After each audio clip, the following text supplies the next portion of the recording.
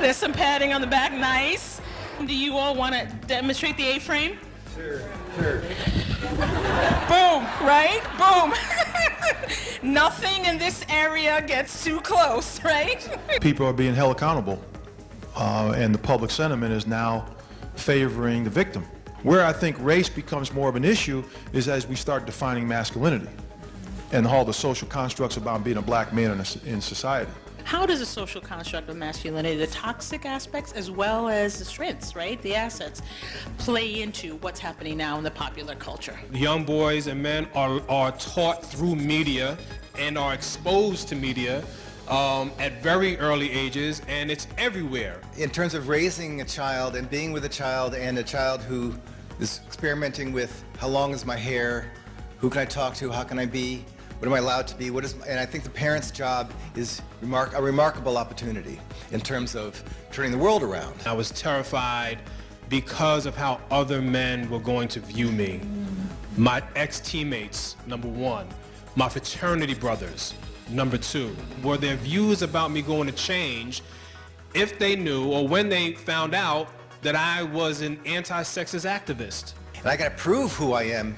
I can't just sit here in this chair and be a real man. I've got to prove it, go prove it. So that is something really, that's kind of what we're working to get away from. And our values have to be of conviction and not of convenience.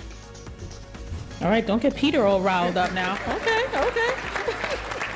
I think I want to be closer friends with Peter. Right? He's just that kind of dude, and so is Craig. All right. Wait, do men pat each other? Yeah, We're not going to solve this epidemic if the men are not going to see themselves as part of the solution. Right.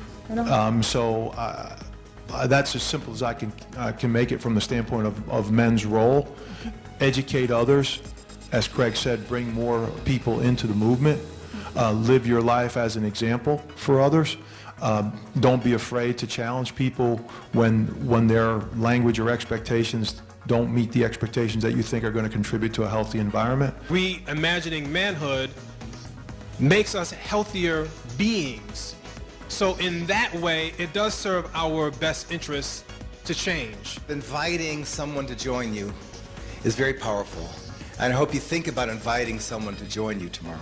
And I would implore you and encourage you to walk out of this room feeling inspired and hopeful and motivated and feeling like you can change the world, because that's the only way that we're going to create change. We have to believe that the world as we know it can and will change.